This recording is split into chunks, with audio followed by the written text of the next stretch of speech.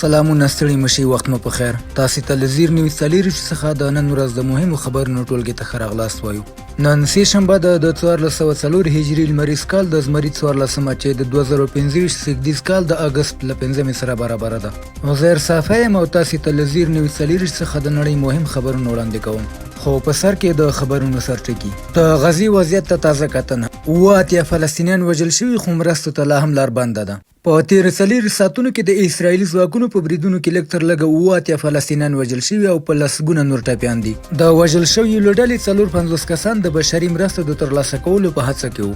ټرمپ د بندیزونو ګواښ کړی هند پر امریکا بې باوره شوی او اسرایلی نیوکګر غواړي غزه په بشپړ ډول اشغال کړي. اوس هم پام وکړي پوره خبرونو ته. د اسرایلی ځواکونو په تازه بریدونو کې واتیا تنه وژل شوي خو مرستو ته لا هم لار بنده ده. په تیرو څلور ساعتونو کې د اسرایلی ځواکونو په بریدونو کې لږ تر لږه واتیا فلسطینیان وژل شوي او په لسګونه نور ټپیان دي چې د وژل شویو له ډلې 450 کسان د بشري مرستو د ترلاسه کولو په هڅه کې وو. سره له دې چې سیمه له سختې قحطۍ او لوږې سره مخ ده، اسرایل یوازې شپږ اتیا د مرستې موټرونو ته اجازه ورکوي چې غزې ته ننوځي. حال دا چې د غزې حکومت د رسنیو دفتر پر بنسټ د خلکو د لومړنیو اړتیاو پوره کولو لپاره 600 موټرو ته اړتیا ده. ورته مهال د حماس لوړپوړي چارواکي اسامه همدان ویلي چې اسرایل په شعوري ډول د غزې خلک له لوږې سره مخ کوي. هغه دا وضعیت نسل وژنه او د بشریت پر ضد جنایت بللی او له نړیوالې ټولنې غوښتي چې بیړنۍ مداخله وکړي. د اسرایلی یرغل له پیله په غزه کې تر 80,000 زیات کسان وژل شوي او له 150,000 ډیر ټپیان دي او په لسګونه زره خلک له لوږې او شدیدې قحطۍ سره مخ دي. د اسرایل له جګړه‌یي سیاست نه ستړي امنیتي مشران ټرمپ د غزې جګړه پای ته ورسوي. تر 600 ډیر پخواني اسرایلی امنیتي مشران په یو پرانیستي لیک کې له ډونالډ ټرمپ وغوښتل چې د اسرایل له لوري پر غزه روانه جګړه پای ته ورسوي. دوی ویلي جګړې هغه اهداف ترلاسه کړي چې له لارې یې ممکن و، خو د اسیرانو خلاصون یوازې د یوې هوکړې له لارې شونی دی. په لیک کې چې د اسرایل د امنیت قومندانانو ډلې لخوا خپور شوی، ټرمپ ته ویل شوي تاسو دا کار په لبنان کې وکړ، اوس یې وخت دی چې په غزه کې هم پای ته ورسوي. دغه غوښتنې وروسته له هغې راپورته شوې چې د فلسطینیانو د لوږې له امله د مرګونو راپورونه او د 2 اسرایلي اسیرانو د ضعیف حالت ویډیوګانې خپرې شوې. حماس ویلي اسیران هماغه خواړه خوري چې نور فلسطینیان یې خوري او د سره صلیب لخوا د مرستې رسولو هرکلی کوي. ټرمپ د بندیزونو ګواښ کړی خو هند پر امریکا بې باوره شوی. برتانوي ورځپاڼې ګارډین راپور ورکړی چې د امریکا ولسمشر ډونالډ ټرمپ له روسیې سره د هندي نفتو د اخیستو له امله پر هند د بندیزونو ګواښ کړی چې د نوي ډیلي او واشنګټن ترمنځ باور ته یې پراخ زیان اړولی.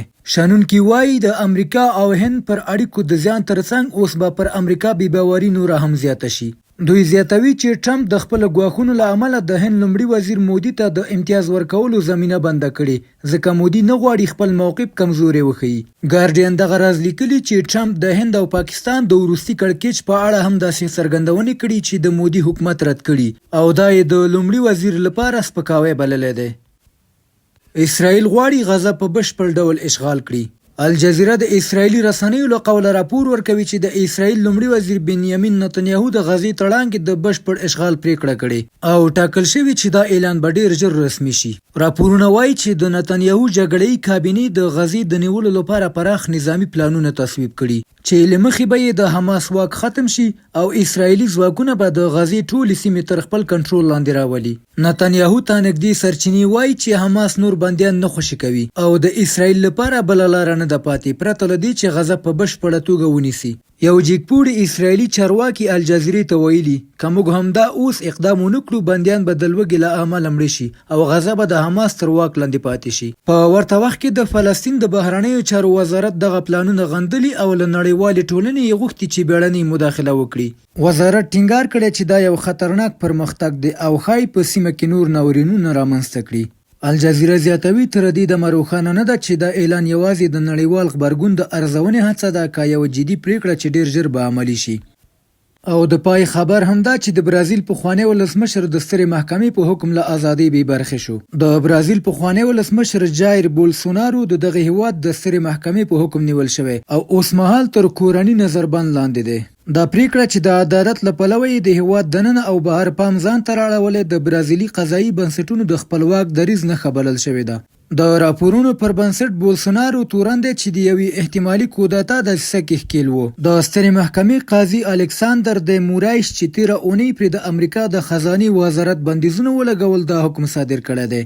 قاضي ویلي بولسونارو له هغو شرایطو سرغړونه کړې چې محکمې ورباندې لګولي وو.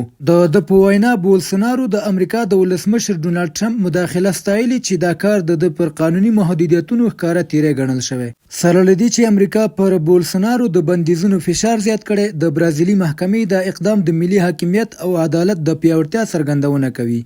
نړیوال خبرونه هم دومره و. د کورنۍ او سپورتي خبرونو لپاره زموږ پاڼې وڅارئ. په خواله رسنیو فیسبوک، انسټاګرام، ایکس، یوټیوب او ټیک ټاک زموږ خبرونې خوښې او موږ تعقیب کړئ. ادرس یې زیر نیوز 40. تر سبانۍ خبرونې د الله پامان.